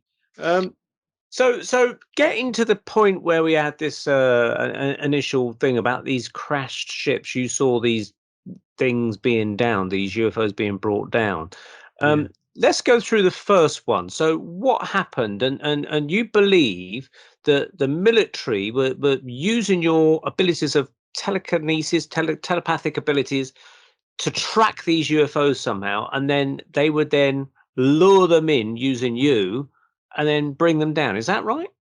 Yeah, I was completely set up in that way for a deliberate shoot down of a UFO at Sandy Psych in 1999. Okay, and where is this location if people want to try and find it on the map? Yeah, it's about there's a place called Longtown, which is 10 miles north of Carlisle. And the Sandy Psych base, where a lot of the space operations happen, is 2 miles south of Longtown. Right. And so this place where you say the space operations happen, is it deliberately made to monitor these UFOs, or is that just like the fact that it's attracted the attention of these UFOs, do you think? Yeah, they've got a base there, and they shoot UFOs down. They reverse engineer them, and they put weapons onto the craft, repair the craft, fly them up into space to try and shoot even more down. Crikey. So they're turning their own guns on them, so to speak. Yeah. Okay, so take us back stage by stage then. You were lured into this trap to obviously get this craft to come down. So what was you doing, and how did that unfold? Yeah. I was listening to music in my bedroom in my council house at Sandyside. Mm-hmm. It was dark, and I was looking south into the farmer's field. Mm-hmm. I was just looking at all the car headlights on the A7 and enjoying my music. Mm-hmm. And I decided, should I try and initiate a telepathic contact with a UFO? Because it's just what I'd learned to do as a hobby, you know? Yeah. So I tried to do a peaceful telepathic contact with the UFO out the back window. And I seen a classic UFO come flying over the farmer's field with a dome on top, and flashing lights around the rim. And as soon as it flew over the farmhouse, it suddenly crashed at a 45-degree angle into the farmer's field. And as soon as it crashed, all the rim lights went out. And I got a specific warning not to go out. I was warned to stay in my bedroom. Telepathically? I think it was by the military, though, yeah. But they beamed direct to skull? Yeah. Stay indoors sort of thing? Okay. Yeah. So what did you do? Stay indoors and just watch it from afar? Yeah. And what could you see happening once it was brought down? Could you see any people moving in and doing stuff? I believe they tried to brainwash some of it out afterwards. But the very next morning, I remember seeing like a crater, and there's a tractor trying to plow over the crater where it crashed. And there was a fire engine there doing cleanup operations. That's interesting, because you got a tractor, which the military wouldn't, you presume, not have a tractor, and well, they might have a fire engine, but it's almost like they're engaging civilians to help in that cleanup operation. That's what it sounds like, using very conventional civilian technology. And presumably the farmer would have to be notified, or maybe he's even aware that something happened, but maybe they fobbed him off that some helicopter or something that had crashed there. I mean, did you hear anything what the farmer might have thought? The whole area was a secret military space base, and everything was in on the operation. Oh, really? So if it was a fire engine, that was part of their operation from their base? Yeah, there's a military base at Longtown, and they've got specialized firefighting crews there, because they've got a nuclear weapon storage area at Longtown, but it's all secret. Right. Okay. So this craft was brought down. Did you see any beams fire out, or you just see it wobble and crash, or what? They had some kind of ground-based laser cannon, which they were trying to disguise it as an everyday object, so as the UFO occupants wouldn't realize they were in an area of danger where they could get shot down. And these occupants of this UFO, who do you think they were inside there? Greys or reptilians or what? Yeah, I was told there were two grey occupants that were killed upon impact. Right. Okay. Now, if they've got, presumably because Greys have communicated with people that they're abducting telepathically, maybe there's a limit to their range of what they can do telepathically. Because if the Greys don't recognize that laser cannon, it means that they can't read the minds of the military in that area, presumably. Yeah, that's only my thoughts initially about the whole thing. They've been duped, but maybe somehow they've been brought to you, though. So somehow the Greys can telepathically home in on you as like a beacon, but they can't seem to get the thoughts of everybody else on the military base or something, presumably, unless the military base is shielding themselves in some way, maybe. Yeah. Which could be a possibility. Yeah. Okay. I did actually get contacts from the Pleiadians to get me to walk around the surrounding area and the base and everything, to help them figure out where the weapons were coming from, shooting them down, because they wanted to neutralize these ground-based laser cannons to knock them out. So in other words, you're going around looking at everything, and through your eyes, they can see what's happening, type of thing. Yeah, they wanted to knock out these weapons just to keep the peace. Right. Okay. Okay. So, what do they feel about the Greys being brought down? Are they kind of saddened by it, or do they think they deserve it, or like you say, keep the peace? Are they just trying to keep everybody in the skies happy and jolly? Yeah, I think the Pleiadians are on a much higher level, and they want all the different races to be friends. Okay. And so, when you walked around the base, was you approached by anybody saying, "What are you doing?" Because obviously they know who you are, I presume. Yeah, I once got a glimpse in through some big doors at a building that's now called MJ Lodges. Interestingly, Uh huh. yeah, What did you see there? yeah, there was like a flying saucer with two missiles on either side of it, just sitting there in the hangar. Wow. I Yeah. mean, for you to get a glimpse in there, do you think they deliberately left the doors open so that they knew you'd go past there to see it? Yeah, they tried to recruit me. They wanted me in on the project. There was a guy standing at some trucks on the edge of the Sandy industrial estate, Mm-hmm. and he offered me a job in the space field. Mm-hmm. Mm. And what did he say to you? Do you fancy a job working for us, and we'll pay you XYZ amount of money? Yeah, he And you said, must have said, to do what? yeah. After all the programming attacks and everything, I kept turning the offer down, but they tried to keep me on this base for this shoot down operation anyway. So you were the bait, and so after that happened, this UFO was brought down by this laser cannon. How did you find out that it was two Greys that were killed in there? Just by the classified workers on the base using their mind control technology. What They wanted they me to know because they wanted my help. I see. Okay. So did they tell you that you were partly responsible indirectly for that crash? Yeah, at one point they tried to say I was a CIA cyber soldier. Right. And what was your thoughts when you heard that? I said, I was just rejecting it all and started blocking it with music and stuff. Mm, mm. And this was prior to the Palladians blocking out all these things, presumably, because Yeah, obviously they came later on. Yeah. yeah. Okay. So, and you heard it was the Greys and that, and then there was another incident later on. How many years later was the later on incident of another UFO coming down? Yeah, it was only 1 year later in the year Only 1 2000. year later. Right. Yeah. Okay. Right. And it was the same location? No, I'd moved off I got out of the base as fast as I could. I only lasted there a year because I wanted nothing to do with it. Mm-hmm. What type of So, base was it? Was it Army or Air Force, or what kind of base was it? yeah, I believe it was a joint operation between the Army and the Air Force. Right. The Army has an official base at Longtown, but the whole area was being used for the operation between the Air Force and the Army. Was it UK or US or both? Um, I believe it was mostly British, but they were all being exploited by a reptilian occupation force. Right. Heavy stuff. Yeah. So when you say they're being exploited by a reptilian occupation force, I mean, what gives you that idea then as such? Yeah. They were the ones that interrogated me and mustard gassed me in my bedroom at Sandy. The reptilians did? Yeah, yeah. And how did that come about then? Before we move on to the next UFO, I'm interested to find out what happened with that. Yeah.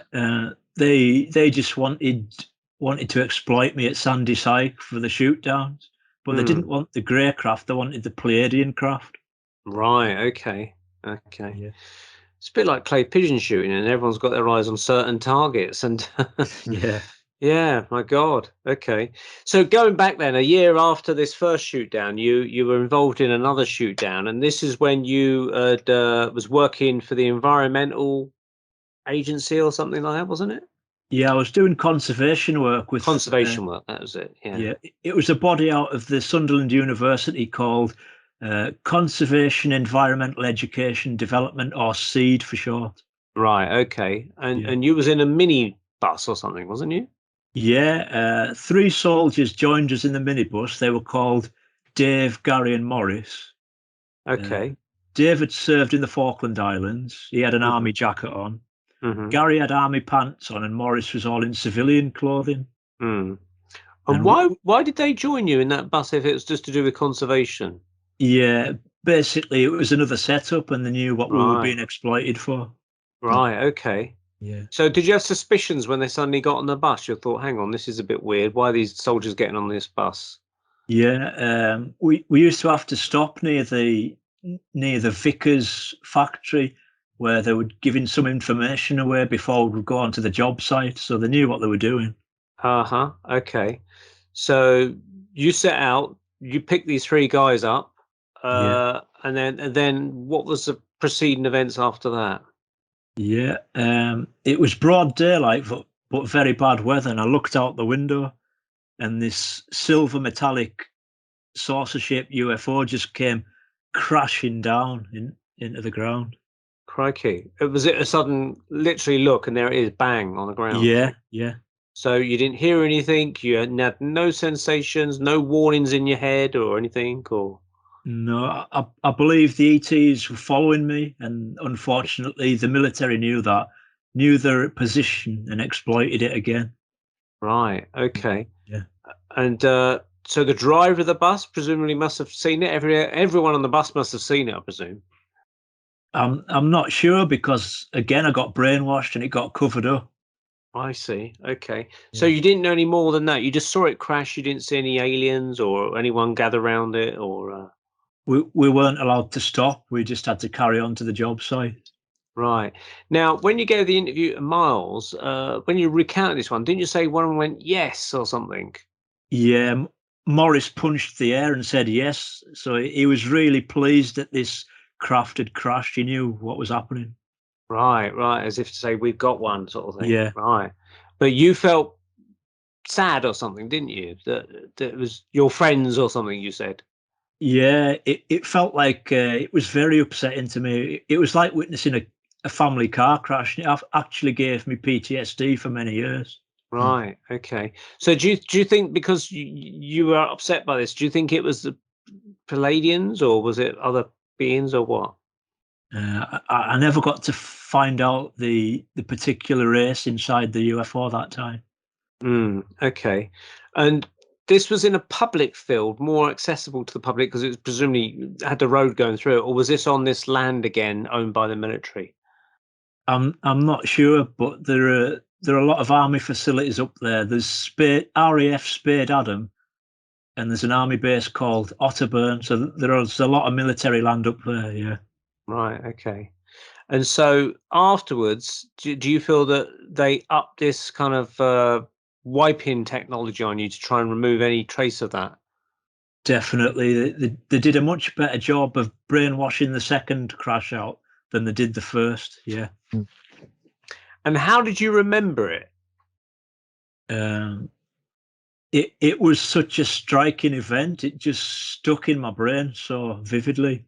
Right. Okay. So that's part that they couldn't dislodge, but the surrounding after events, they managed to eradicate. But this pivotal, shocking event of this UFO crashing was much harder to dislodge. Yeah. Have you ever considered being put under hypnosis or anything like that to see if anything can be retrieved? It's never crossed my mind, if I'm being honest. Yeah, I'm just thinking because, like, we've spoken to various people. I mean, like in our last show, we spoke to Peter Robbins, and he used to work with Bud Hopkins, who's now passed on. But he was an artist. But one of the jobs he used to do, as well as doing artwork, was actually to hypnotize people that have been abducted and regress them to those points, and they would actually remember a lot more of that kind of thing. So it makes me wonder that if you was maybe regressed by a hypnotist. At some point, you might be able to, tap back into some of those memories that you feel have been blotted out in some way. Because I mean, presumably, when Greys take people, they these people that they sort of have a vague memory of seeing a craft or a light in the sky, and then they discover that something's up because they got missing time, and that's where they discover that their memories have been blocked out. So presumably the same kind of blocking out technology that's been put on them has also been put on you as well, I'm guessing. Yeah. So presumably hypnosis could presumably unlock that, you see. Yeah, might be a good tool to think of in the future. Yeah. Does that make you get worried though, in case there's something there that you might not want to remember, or are you quite happy to go ahead with that? Yeah, it's something I'd have to give a bit of thought to. Yeah. So with the Pleiadians after that, did they then come in and say, right, we're going to protect you now, no more UFO crashes, or what then unfolded? What changed? Yeah.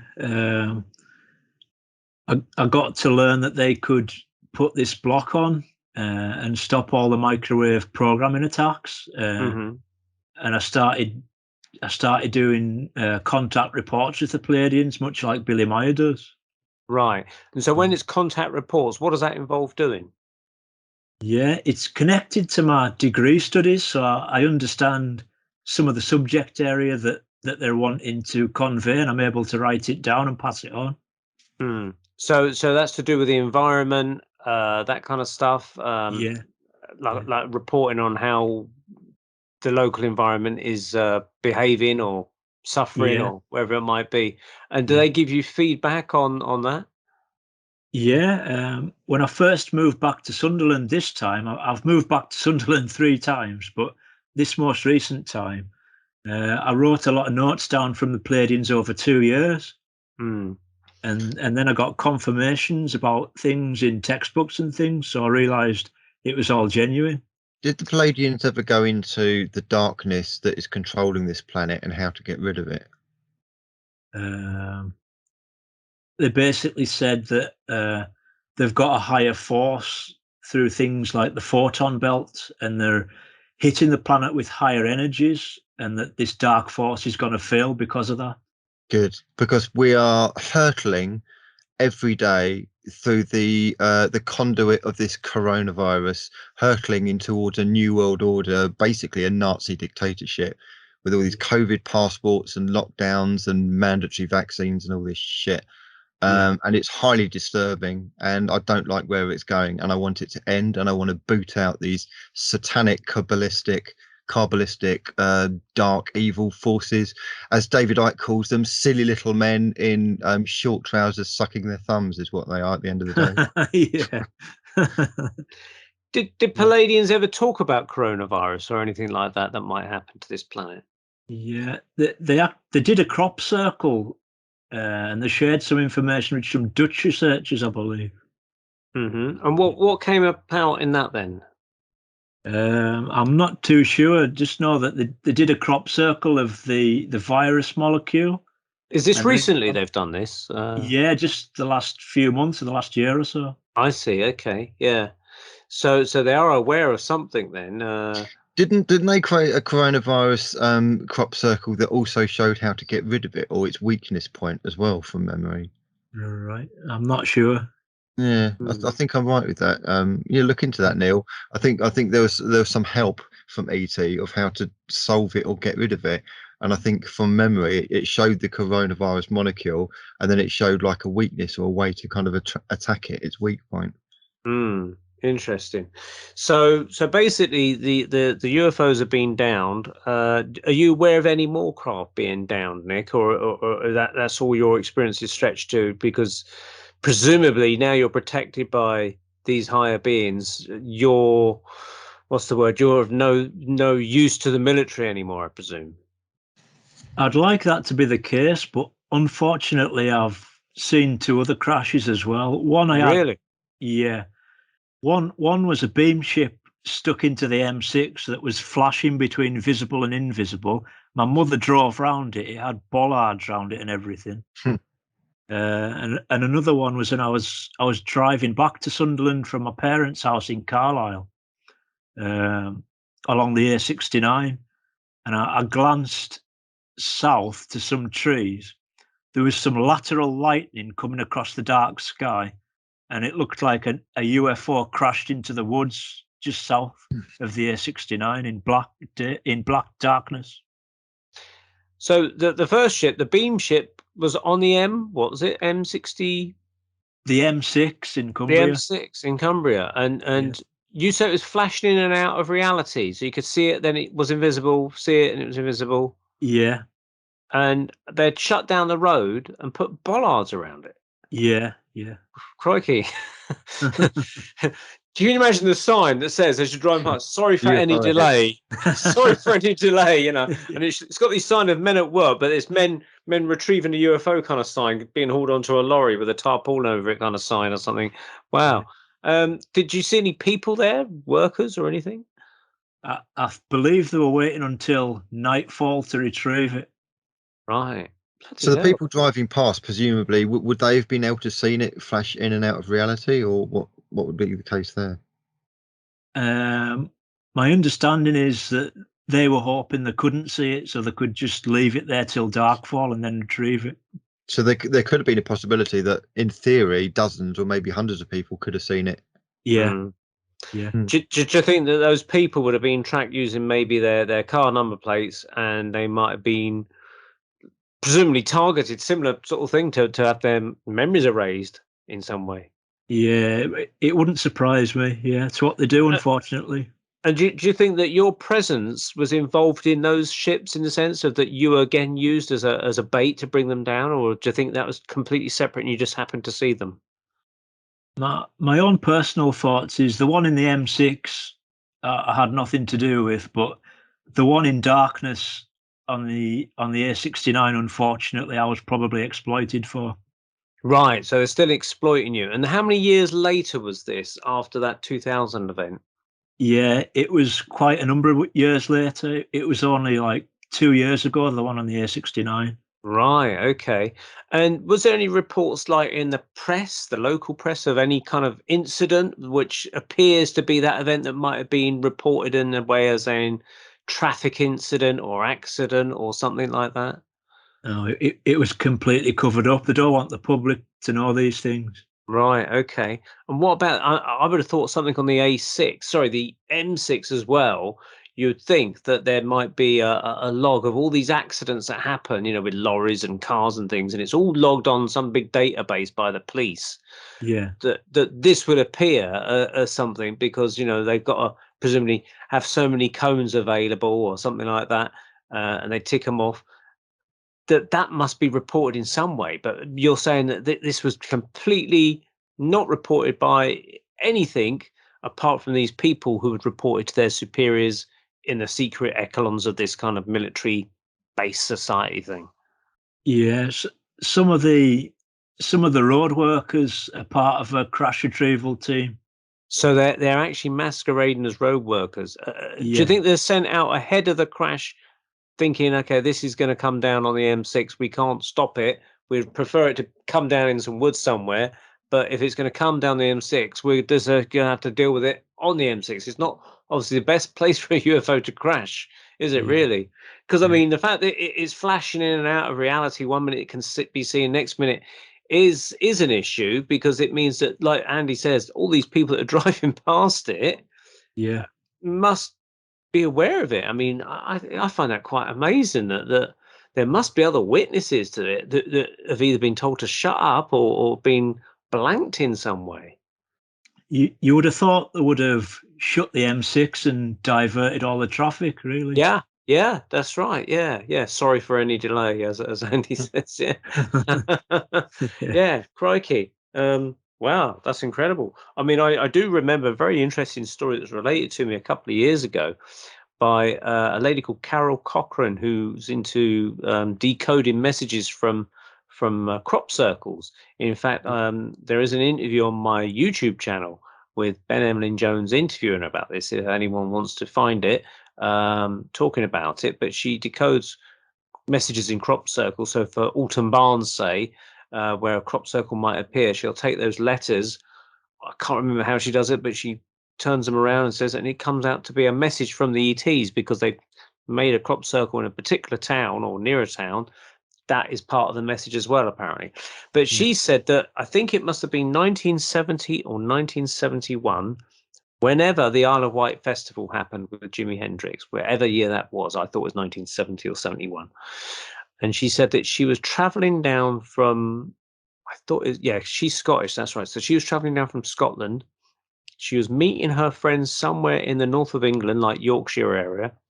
Yeah. And they carried on their train journey, heading southwards to obviously end up at some point on the south coast and then cross over on the ferry to the Isle of Wight.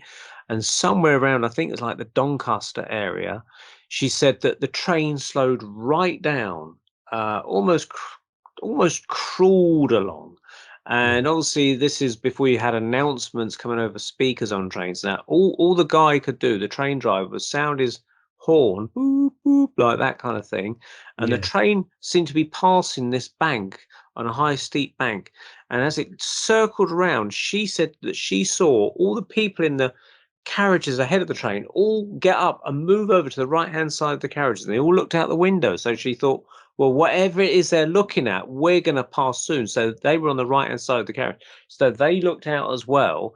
And as they went around this bank, they saw down about 50 foot below them this flying saucer, complete with a ladder coming out the base of it. And it seemed to be on 3 legs, just parked there. No one there, just a flying saucer, no beings, no one walking around, just parked there. And so this guy was obviously trying to alert them to everyone that was there. So this one had landed, it hadn't crashed.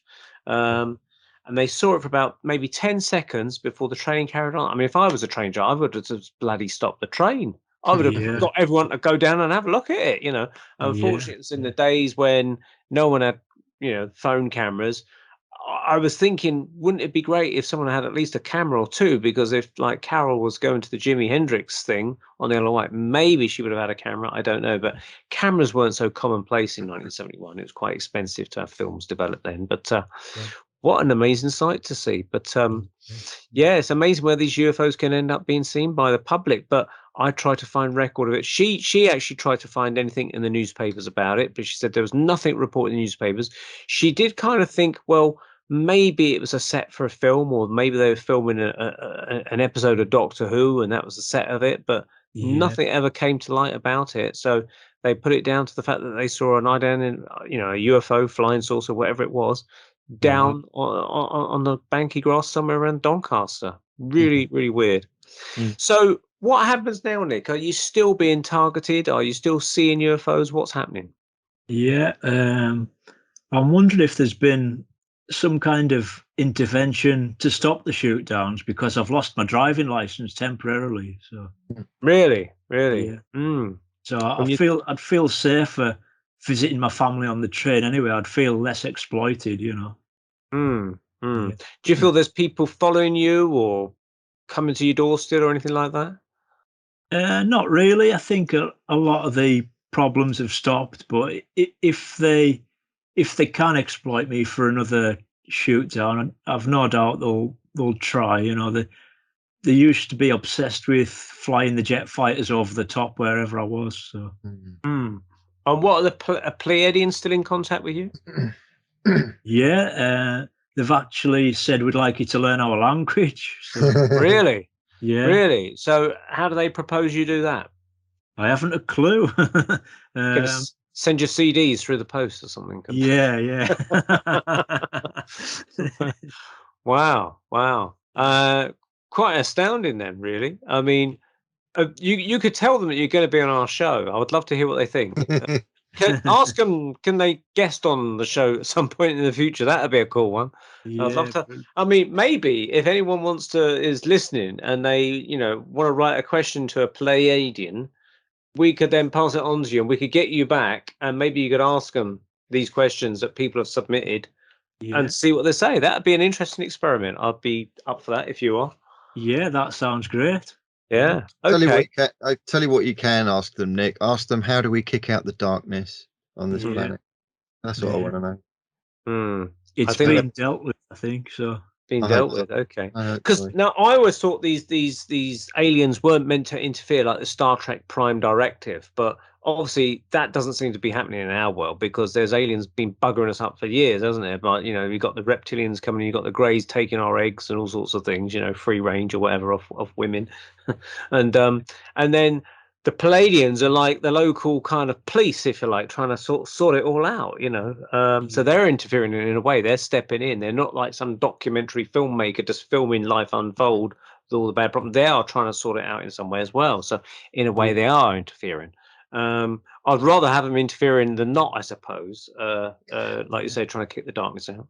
One of the first telepathic contacts I got from them when I was looking at the stars in the night sky was they told me this is Pleiadian monitored space, so it's their responsibility, our sector of the galaxy.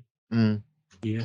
We'll tell them that we as humanity are fed up with the New World Order. We don't want them. They can piss off, as far as I'm concerned, and humanity is concerned. And we'd like a bit of assistance to help do that. I know we've got to do it ourselves. I know humanity has got to wake up and do it themselves.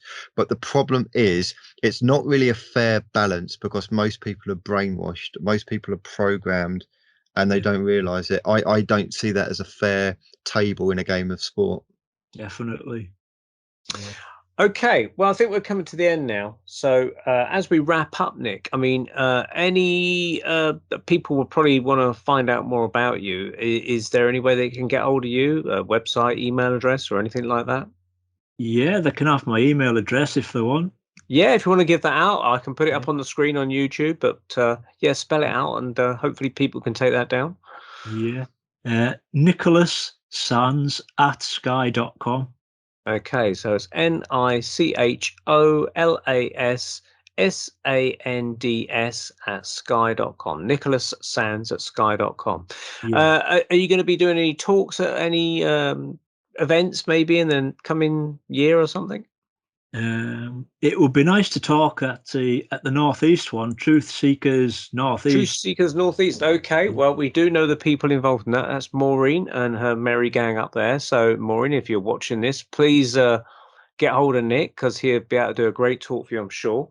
But thank you very, very much for your time. We do appreciate you coming on our show. It's been very, very fascinating. And again, if people want to ask a Pleiadian, it sounds like a quiz show, ask a Pleiadian or something. Maybe we can get a few questions in from listeners and we can put those to Nic, and at some point we can maybe get some answers back, which would be very, very interesting. So hopefully you'll be kept safe from them, the nasties, and you'll be able to enlighten us on more stuff in another interview at some point. Any final words, Andy?